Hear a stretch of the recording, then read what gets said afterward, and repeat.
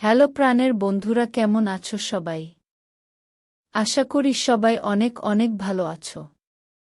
আজকে তোমাদের এমন একটি গল্প শোনাবো যেটা শুনলে তোমাদের অনেক অনেক ভালো লাগবে এবং মেশিন দিয়ে পানি বের করতে মন চাবে। তোমরা যারা আমার সাথে কথা বলতে চাও তারা চ্যানেলটি সাবস্ক্রাইব করে ভিডিওটি শেষ পর্যন্ত মনোযোগ সহকারে দেখুন। ভিডিও চলাকালীন অবস্থায় আমার নাম্বার স্ক্রিনে দিব। তাহলে চলুন শুরু করা যাক। আমার শাশুড়ি মা আমাকে গ্রামের বাড়িতে পাঠিয়ে দিলেন শ্বশুর শাইয়ের সাথে। সেদিন হঠাৎ বৃষ্টি এলো আর আমি বাইরে ভিজে বাড়িতে ঢুকলাম। বুঝতে পারলাম শাড়িটা পুরো ভিজে গেছে। আর খোলা চুলগুলো কাঁধের উপর নেমে পড়ছে। বৃষ্টির জল মুখ দিয়ে গড়িয়ে পড়ছিল। আর ঠান্ডা বাতাসে এক শীতল অনুভূতি হচ্ছিল। বৃষ্টিতে ভেজার অভিজ্ঞতাটা যেন একেবারেই অন্যরকম ছিল। ঘরের মধ্যে মোমবাতির মৃদু আলো আর বাইরের বৃষ্টির ঝিরঝির আওয়াজ পুরো পরিবেশটাকে অসাধারণ করে তুলেছিল। শাড়ি ঠিক করতে করতে আমি শ্বশুরসাইকে বললাম, বাবা জানালার দরজাগুলো বন্ধ করে দেবেন, নইলে জল ঘরে ঢুকে যাবে। আমার কথা শোনার সাথে সাথেই তিনি জানালাগুলো বন্ধ করে দিলেন, কিন্তু তার দৃষ্টিটা কিছুক্ষণ আমার উপর স্থির ছিল। দিনে কিছুক্ষণ আমাকে দেখলেন। সম্ভবত দেখছিলেন আমি পুরোপুরি ভিজে গেছে কিনা। আমি তারই দেখাটা অনুভব করলাম, কিন্তু কিছু না দেখার ভান করে বললাম, বাবা মোমবাতিটা নিয়ে উপরের ঘরে চলুন, যেন আমি কাপড়টা বদলাতে পারি আর একটু আরামে বসতে পারি। শ্বশুরমশাই কিছুক্ষণ পরে তার দৃষ্টি সরিয়ে নিয়ে বললেন, ঠিক আছে বৌমা, চলো উপরের ঘরে যাই। আমরা দুজন উপরের ঘরে গেলাম। তারপর আমি বাথরুমে গিয়ে বাবাকে দেখে বললাম, বাবা এখানে এতগুলো কল কেন খোলা রাখছেন? আপনি এখানে দেখুন এবং জল বন্ধ করুন। বাবুজি বাথরুমে এসে নলগুলো বন্ধ করতে লাগলেন। ঠিক তখনই আমার পা হঠাৎ ফসকে গেল আর বাবুজি আমাকে তখনই ধরে ফেললেন। আমার মনে তখন বেশ অস্বস্তি হচ্ছিল, কিন্তু আমরা দ্রুত পরিস্থিতি সামলে নিলাম। শ্বশুরমশাই আমাকে বাথরুমে। বন্ধুরা, আজকের গল্পটি আরও স্পেশাল। কেউ মিস করো না এবং দয়া করে গল্পগুলো ভালো লাগলে ভিডিওটি লাইক, শেয়ার এবং চ্যানেলটি সাবস্ক্রাইব করো প্লিজ। যাই হোক, এমন সময় আমার শাশুড়ি মার ফোন এলো। আমি আগের থেকেই বুঝতে পারছিলাম যে কিছু একটা গুরুত্বপূর্ণ কথা হবে, কারণ তিনি সাধারণত তেমন কোনো কারণ ছাড়া এত তাড়াতাড়ি আমাকে ফোন করেন না। আমি তখন অফিসে ছিলাম। আমি ফোনটা তুলে নিলাম এবং তার কণ্ঠে হালকা উত্তেজনা লক্ষ্য করলাম। তিনি সরাসরি বললেন, বৌমা তোমাকে তোমার বাবুজির সাথে গ্রামে যেতে হবে। অনেক গুরুত্বপূর্ণ কাজ আছে। আমার শাশুড়ি মার কথা শুনে আমি একটু অবাক হয়ে গেলাম। আমার মাথায় তখনই ভাবনা এল, কেন তিনি নিজে যাচ্ছেন না এবং কেন আমাকে যেতে হবে। আমি শান্তভাবে বললাম, শাশুড়ি মা, আপনি এবং আপনার ছেলে কি একসাথে যেতে পারতেন? না, আমার অফিসের কাজ রয়েছে। শাশুড়ি মা একটু গম্ভীর হয়ে বললেন, বৌমা তুমি তো জানো আমি যখনই বাইরে যাই আমার শরীরটা ভালো থাকে না। আর তোমার ছেলে সবসময় নিজের কাজে ব্যস্ত থাকে বা তার বন্ধুদের সাথে মিলে মদ খেয়ে সময় কাটায়। ওকে বোঝানোর চেষ্টা করেও কোনো লাভ হয় না। তাই আমি তোমার উপরে ভরসা করি। বৌমা, তার কথা একটা সত্যতা ছিল। আমার ছেলে সত্যিই তার বন্ধুদের সাথে সময় কাটাতে বেশি পছন্দ করতেন, আর বাড়ির কাজের ব্যাপারে তার কোনো আগ্রহী ছিল না। পরিস্থিতি বুঝে আমি শাশুড়ি মাকে বললাম, ঠিক আছে শাশুড়ি মা, আপনি যেমন চান। শাশুড়ি মা তখন শান্তভাবে বললেন, বৌমা তোমাকে প্রপার্টির কাজ দেখার জন্য যেতে হবে। এটা খুবই জরুরি। আর তুমি ঠিকভাবে সামনে নিতে পারবে বাবুজির সাথে সোমবার থেকে বুধবার পর্যন্ত সেখানে থাকলেই চলবে। বৃহস্পতিবার কাজ শেষ করে তুমি শুক্রবার বা শনিবার বাড়ি ফিরে আসতে পারে। আমি তাকে আশ্বস্ত করে বললাম, ঠিক আছে শাশুড়ি মা, আপনি চিন্তা করবেন না। আমি বাবুজির সাথে চলে যাব। আমি দ্রুত সিদ্ধান্ত নিলাম এবং ভাবতে লাগলাম যে গ্রামের যাওয়া আমার জন্য একটি নতুন অভিজ্ঞতা হতে পারে। আসলে অনেক দিন ধরে আমি বাড়ি আর অফিসের কাজের মধ্যে আটকে ছিলাম। তাই একটা বিরতির প্রয়োজন অনুভব করছিলাম। শাশুড়ি মা ঠিকই বলেছিলেন, গ্রামের বাড়িটা বেশ বড় এবং সুন্দর ছিল। হয়তো এই পরিবর্তন আমার জন্য একটু নতুনত্ব নিয়ে আসবে। তো বন্ধুরা, এবার আমি আপনাদের আমার বাবুজির ব্যাপারে বলি, মানে আমার শ্বশুর মশাইয়ের ব্যাপারে। আমার শ্বশুর মশাইয়ের বয়স প্রায় 70 বছর হবে। কিন্তু এই বয়সেও তিনি বেশ শক্ত সমর্থক এবং পরিশ্রমী। আমাদের ব্যবসা শুরু থেকেই ভালোই চলেছে। তাই আমাদের পরিবারে কোনো কিছুর অভাব নেই। আমাদের বাড়িতে গাড়ি, চাকর বাকর এবং বড় একটা গ্রামের বাড়ি আছে। আমার একটা মেয়ে আছে, তবে সেই টেস্ট টিউব পদ্ধতির মাধ্যমে জন্মেছে। হ্যাঁ, আমার মেয়ে আমার স্বামীর মাধ্যমে জন্মায়নি, কারণ আমার স্বামীর সেই সক্ষমতা নেই। এই শত্রুটি কেবল আমি এবং আমার শ্বশুরমশাই জানেন, বাড়ির অন্য কেউ, এমনকি আমার শাশুড়ি মাও এই ব্যাপারে কিছু জানেন না। যখন শাশুড়ি মা আমাকে গ্রামের বাড়িতে যেতে বলেছিলেন, আমি ভেতর থেকে একটু খুশি হয়েছিলাম। সেদিন রাতেই আমি পরের দিন গ্রামের বাড়িতে যাওয়ার প্রস্তুতি নিতে শুরু করলাম। এরপর আমি আমার শ্বশুর মশাইজের ঘরে গেলাম। আমাদের বাড়িতে সবসময় একটা নিয়ম ছিল যে মহিলারা বাড়ির ভেতর মাথায় শাড়ির আঁচল রাখবে। আমাদের বাড়ির নিয়ম ছিল যে কোনো পুরুষের সামনে মাথার আঁচল ছাড়া থাকা ঠিক নয়। হ্যাঁ, আমি নিজেকে এক সংস্কারী বৌমা হিসেবে গর্ব করি। আমি তখন আমার শ্বশুর মশাইদের ঘরে প্রবেশ করলাম, কিন্তু দেখলাম তিনি তখন বই পড়ছেন। আমি বললাম, বাবুজি, বইটা বেশিক্ষণ পড়বেন না। কাল আমাদের খুব সকালে গ্রামের বাড়ি রওনা দিতে হবে। আপনি তো নিজেই এটা আমাকে বলেছিলেন। আমি শ্বশুরমশাই এর ব্যাগেও কিছু প্রয়োজনীয় জিনিস রেখেছিলাম। তবে তখন লক্ষ্য করলাম তার মনোযোগ অন্য কোথাও ছিল। তিনি দিকের দিকে না তাকিয়ে অন্যদিকে দেখছিলেন। একটা বিষয় বলা হয়নি। আমার নাম প্রিয়া। আমি একজন সাধারণ কিন্তু আত্মবিশ্বাসী নারী যে একটি সুশীল পরিবার থেকে এসেছে। আমার বয়স 30 বছর, উচ্চতা 5 ফুট 2 ইঞ্চি এবং আমি একটু স্বাস্থ্যবান। আমার গায়ের রং ফর্সা। আমি যখন শাড়ি পরি সেটা অনেকটা একটা মডেল বিপাশা বসু স্টাইলে পরি, আর প্রায় লোকের দৃষ্টি আমার দিকে আটকে যায়। আমি এসব বলছি যাতে আপনি আমার কল্পনা করতে পারেন এবং আমার গল্প পড়ার সময় আমার চেহারা আপনার মনে স্পষ্টভাবে ফুটে ওঠে। আমি একজন সাধারণ মেয়ে যে পরিবার ও সমাজে নিয়মের মধ্যে জীবন যাপন করছি। কিন্তু এবার গল্পে কিছু একটা আলাদা ঘটেছে, এমন কিছু যা আমার জীবন নতুন মোড় নিয়ে এসেছে, যা আমি কখনো স্বপ্নেও ভাবতে পারি না। আমরা দুপুরের পর একটু দেরিতে রওনা হলাম। আমরা গাড়িতে যাচ্ছিলাম, আর আমার শ্বশুরমশাই গাড়ি চালাচ্ছিলেন। ট্রাফিকের কারণে আমরা সন্ধ্যা 7টার দিকে গ্রামে পৌঁছালাম। সেখানে আমাদের একটি ছোট্ট সুন্দর বাড়ি আছে, যা একটি ছোট্ট পাহাড়ের উপরে অবস্থিত। যদিও পাহাড়ে অবস্থিত, গাড়ি সহজেই সেখানে যেতে পারে। বাড়িটি একতলা, চারপাশে সুন্দর পাহাড় আর ঠান্ডা বাতাস বইছিল। আমাদের কিছু আত্মীয় সেখানে ছিল, তাই তারা আমাদের রাতের খাবারের জন্য আমন্ত্রণ জানিয়েছিল। সেখানে আমাদের বাড়ির দেখাশোনা করার জন্য সুনীল নামের একজন কর্মচারীও ছিল। কিন্তু তার বাড়ির কোনো একজনের শরীর খারাপ হওয়ায় সে পরদিন সকালে বাড়ি ফিরতে চাইছিল, আর শ্বশুরমশাই তাকে গ্রামের বাড়িতে যাওয়ার অনুমতি দিয়েছিলেন। বাইরে তখন বৃষ্টি হচ্ছিল, আর আমরা আত্মীয়ের বাড়িতে রাতের খাবার খেতে গেলাম।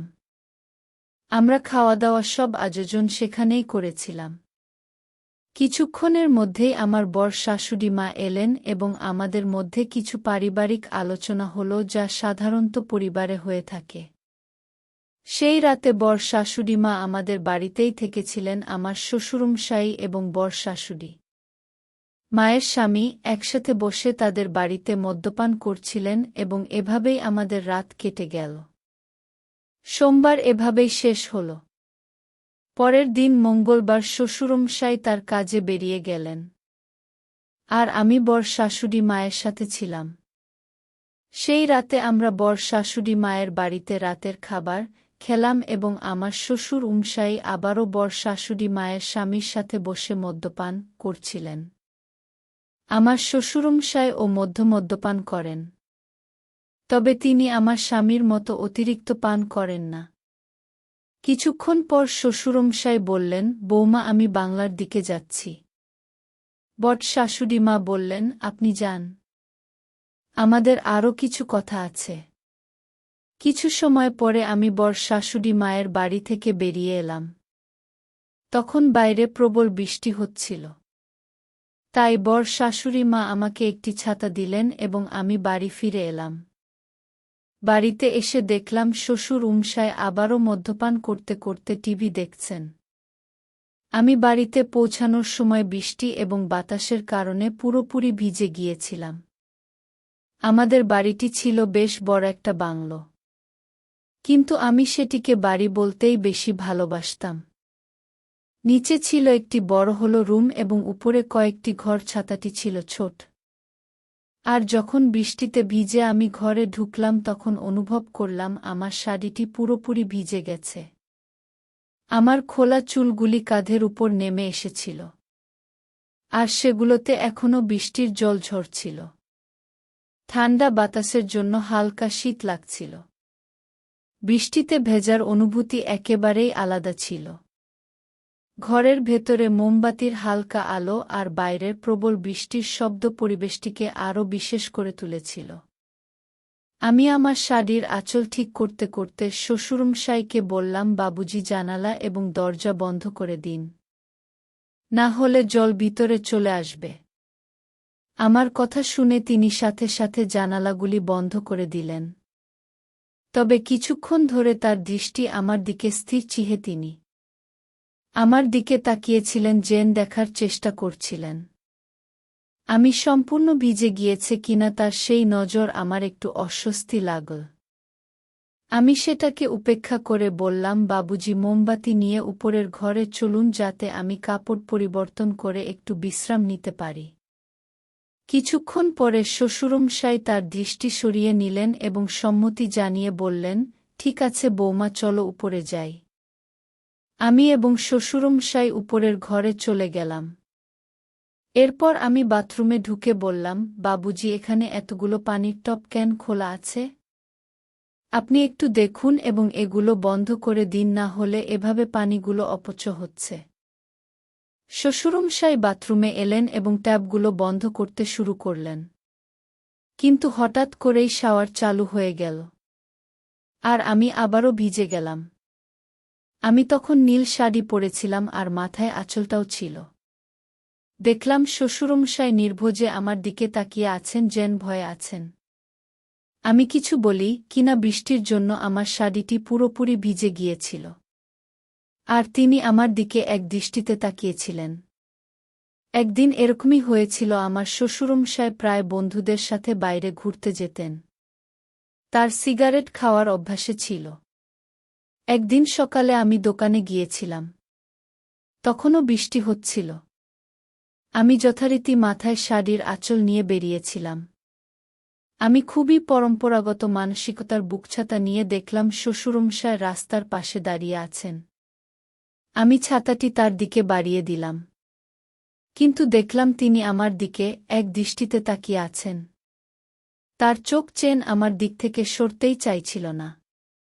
মনে হচ্ছিল আমাকে তিনি কিছু বলতে চান। বাড়ি ফিরে এসে আয়নায় তাকিয়ে দেখি শাড়ির সামনের অংশ কিছুটা ভিজে গিয়েছে, যা আমার চেহারায় আলাদা একটা সৌন্দর্য এনে দিয়েছে। শাড়িটির শরীরের সাথে লেগে থাকায় নিজেকে একটু অন্যভাবে দেখলাম।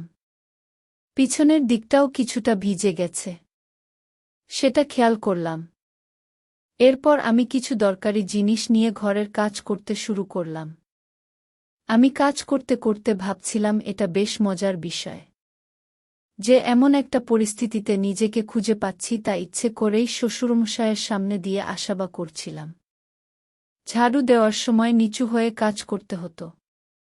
আর আমি আমার উপস্থিতি তার নজরে আনতে চেষ্টা করতাম। শ্বশুরমশাই ও মাঝে মাঝে তাকিয়ে দেখতেন। আর কিছুটা হাসি মুখে তার অভিজ্ঞ লক্ষ্য করতাম।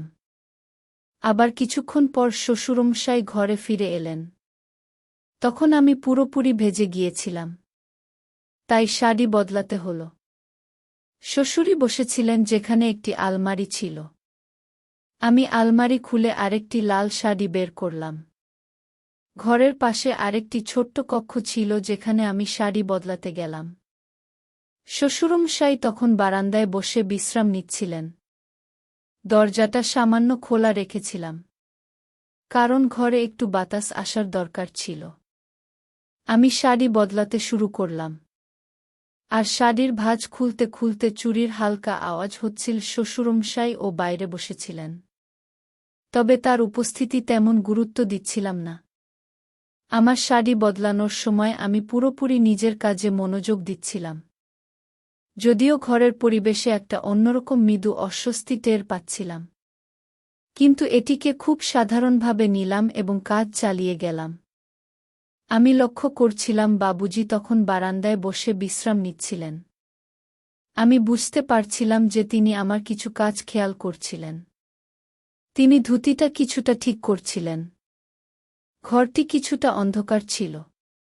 তবে মোমবাতির নরম আলো ও ঘরের পরিবেশকে একটু আলাদা করে তুলেছিল। আমি ধীরে ধীরে শাড়ি বদলাতে শুরু করলাম। যদিও শাড়ি পুরো শরীরকে সহজেই ঢেকে নিতে পারে। আমার মনে হচ্ছিল এটি যথাযথভাবে জড়িয়ে নিতে সময় লাগছে।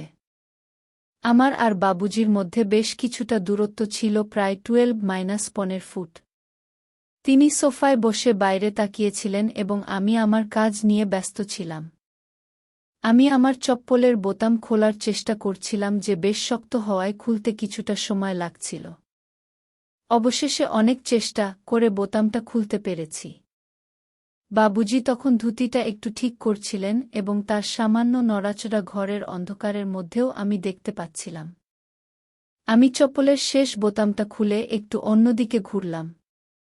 হয়তো তিনি তখন চারপাশের সবকিছু ভালোভাবে লক্ষ্য করতে পারছিলেন। কারণ রাত তখন প্রায় 1টা। আমি বাবুজির দিকে একটু বেশি ঘুরে গিয়েছিলাম। শাড়ি বদলানোর সময় আমার চুড়ির শব্দ ঘরে প্রতিধ্বনিত হচ্ছিল। শাড়ি পাল্টাতে পাল্টাতে আমি বললাম, বাবুজি আজ আপনার দিন কেমন কাটল? আজ তো অনেক কাজের মধ্যে ছিলেন মনে হয়। হয়ে পড়েছেন? বাবুজি ধুতির কিছুটা ঠিকঠাক করতে করতে বললেন, হ্যাঁ বৌমা, আজ কাজ অনেক ছিল কিন্তু আমি ক্লান্ত নয়। এই গ্রামের বাতাসে যেন প্রাণ ভরে দেওয়া যায়। আমি ইতিমধ্যেই আমার শাড়ি পরছিলাম এবং এরপর ধীরে ধীরে বাকি জামা গুছিয়ে নিচ্ছিলাম। সেই সময় আমি বাবুজির সঙ্গে কথোপকথন চালিয়ে যাচ্ছিলাম। ঘরে বিদ্যুৎ ছিল না, তাই আমি একটা মোমবাতি জ্বালিয়েছিলাম যার আলোতে বাবুজির মুখটা ঠিকভাবে দেখা যাচ্ছিল না। আমি বাবুজিকে বললাম, বাবুজি, মা আর কাকাকে নিয়ে খুব চিন্তায় আছি। বাবুজি বললেন, বৌমা, তোমার চিন্তা করার কিছু নেই। আমি বললাম, বাবুজি, গত রাতের মতো আজও বারান্দায় শুইতে যাবেন না? বাইরে আজ অনেক বাতাস আর ঠান্ডা। আমাদের বিছানাটা বর আমার সঙ্গে বিছানাতে শুয়ে পড়বেন। আমার কথা শুনে তিনি চুপ থাকলেন, কিছু বললেন না।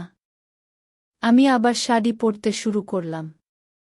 মনোযোগ দিয়ে শাড়ির শেষ অংশটা ঠিক করে নিলাম। ঘুরে দাঁড়িয়ে নিজেকে সামলে নিলাম। তারপর হালকা হাসি দিয়ে বাবুজিকে জিজ্ঞেস করলাম, বাবুজি, আমার শাড়ি কেমন লাগছে? বাবুজি একটু অবাক হয়ে তাকালেন। আমি আবার বললাম, বাবুজি, নতুন শাড়িতে কেমন লাগছে? এরপর আমি বারান্দার দিকে হাঁটতে শুরু করলাম। বাবুজি তখনও সোফায় বসেছিলেন। আমার দিকে তাকিয়ে আমি বললাম, বাবুজি, আপনি বারান্দায় আসুন, একটু গ্রামের বাতাস খেতে ভালো লাগবে। বাবুজি কিছুক্ষণ পর বারান্দায় এলেন। আমি তাকে আবার জিজ্ঞেস করলাম, বাবুজি, বলুন তো আমাকে এই শাড়িতে কেমন লাগছে? আমি তখন মাথায় পল্লু দিয়ে দাঁড়িয়েছিলাম।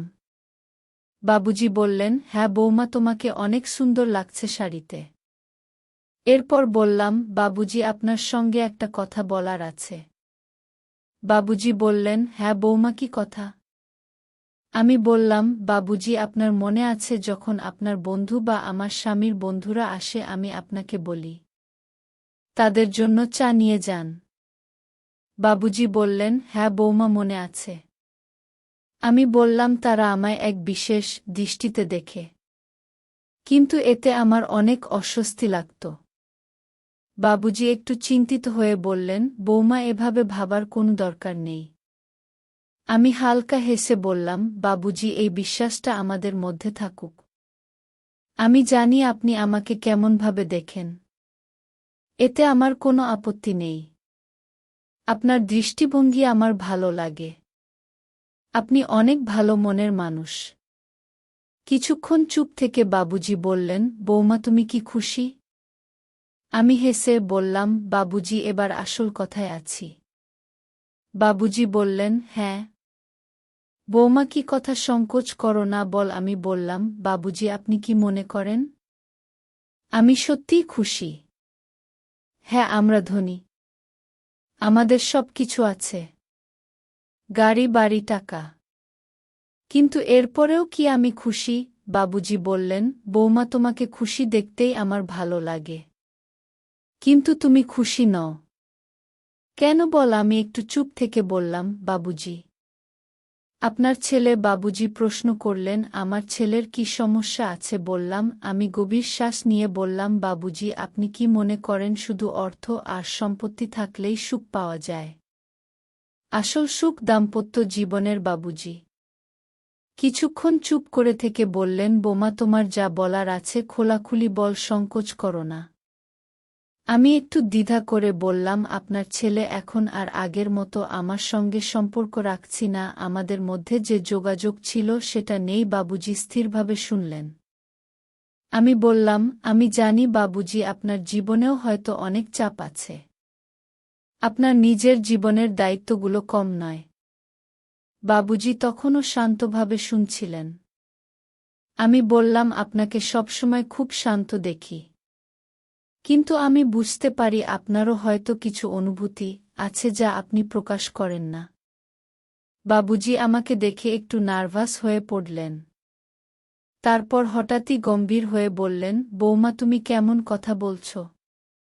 আমি কখনো এমন কিছু ভাবিনি, আর না তোমাকে সেই চোখে দেখিনি। তুমি তোমাদের পরিবারের মান-সম্মান, আর আমি সবসময় তোমার প্রতি শ্রদ্ধা এবং সম্মানের দৃষ্টিতে তাকিয়েছি। আমি একটু ঘাবড়ে গেলাম, কিন্তু আমার কথা চালিয়ে গেলাম। বাবুজি, আমি এসব কথা বলছি কারণ মাঝে মাঝে মনে হয় আমরা আমাদের সম্পর্কগুলো নিয়ে খোলাখুলি কথা বলতে পারি না। আপনি আমাকে খুব সম্মান করেন, কিন্তু আমি কয়েকবার আপনার চোখে কিছু আলাদা দেখেছি। বাবুজি কিছুটা অস্বস্তিতে পড়ে গেলেন, কিন্তু আবারও গম্ভীরভাবে উত্তর দিলেন, তোমার ধারণা ভুল বৌমা, পরিবারের সম্পর্কগুলো খুব পবিত্র এবং আমাদের সবসময় সেগুলো সম্মান করা উচিত। তোমার এমন কিছু ভাবার প্রয়োজন নেই। যদি তোমার কখনো এমন অনুভূতি হয়ে থাকে, আমি তার জন্য ক্ষমা চাই, কিন্তু আমার উদ্দেশ্য কখনোই এমন ছিল না। আমি বাবুজির কথায় সত্যতার ছোঁয়া পেলাম। তিনি সবসময় পরিবারের দায়িত্ব সত্তার সঙ্গে পালন করেছেন, আর হয়তো আমি ভুল বোঝাবুঝির শিকার হয়েছি। আমি মাথা নিচু করে বললাম, মাফ করবেন বাবুজি, আমি হয়তো কিছু ভুল বুঝেছি। আমার মনে হয় আপনাকে বুঝতে আমার অনেক ভুল হয়েছে। বাবুজি কমস্বরে বললেন, বৌমা, এই বাড়িতে তুমি আমাদের মেয়ের মতো। হ্যাঁ, আমি চাই তুমি সবসময় খুশি থাকো এবং এমন কোনো ভাবনা মনে না রাখো যা আমাদের সম্পর্ককে দুর্বল করে। সেই মুহূর্তে আমার মনে হলো আমি কথা বাবুজি আর আমার সম্পর্ক নিয়ে ভুল ধারণা বসে রেখেছিলাম। আমি নিজেকে প্রতিজ্ঞা করলাম, ভবিষ্যতে আমি কখনো এমন কিছু ভাবনা এবং সবসময় পরিবারের সম্পর্কগুলোকে সম্মান দেব। সম্পর্কগুলোর মধ্যে সত্তা ও খোলামেলা কথোপকথন অত্যন্ত গুরুত্বপূর্ণ। যদি আমরা আমাদের ভাবনা ও অনুভূতিগুলো নিঃসংকোচে ভাগ করি তখনই সম্পর্কের ভিত্তি মজবুত হয়। যে কোনো সম্পর্কের শক্তি নির্ভর করে আমরা একে অপরের প্রতি কতটা সৎ এবং আন্তরিক। কখনো কখনো আমরা আমাদের ভাবনা ও অনুভূতিগুলো লুকিয়ে রাখি, যা ভুল বোঝাবুঝি সৃষ্টি করতে পারে। যখন আমরা কারো প্রতি আগের থেকেই কোনো ধারণা বা মত তৈরি করি তখন বাস্তবতা থেকে দূরে সরে যায়। এই বিভ্রান্তি আমাদের সম্পর্কগুলোতে অপ্রয়োজনীয় চাপ তৈরি করে। যদি আমরা আমাদের মনের কথা খুলে না বলি তাহলে অপর ব্যক্তি আমাদের সম্পর্কে সঠিক ধারণা পাবে না এবং ভুল সিদ্ধান্তে পৌঁছতে পারে। তাই একে অপরের সাথে খোলাখুলি কথা বলা অত্যন্ত গুরুত্বপূর্ণ। এতে শুধু আমাদের অনুভূতিগুলো পরিষ্কার হয় না, পাশাপাশি অন্যজন আমাদের অবস্থান ও চিন্তাভাবনা সম্পর্কে সঠিক ধারণা পায়। সৎপথনের মাধ্যমে সম্পর্কের বিশ্বাস ও বোঝাপড়া বাড়ে, যা আমাদের একে অপরের আরও কাছাকাছি নিয়ে আসে। সম্পর্কগুলো সফল করার জন্য কথোপকথনকে সর্বোচ্চ গুরুত্ব দেওয়া উচিত। তো বন্ধুরা, এটাই ছিল আমাদের আজকের ছোট্ট গল্প। গল্পটা কেমন লাগলো জানাতে ভুলবেন না। আরও মজার মজার রোমান্টিক গল্প শুনতে চাইলে ভিডিওটি লাইক, শেয়ার এবং চ্যানেলটি সাবস্ক্রাইব করতে এবং বেল আইকনটি ক্লিক করতে ভুলবেন না। ধন্যবাদ।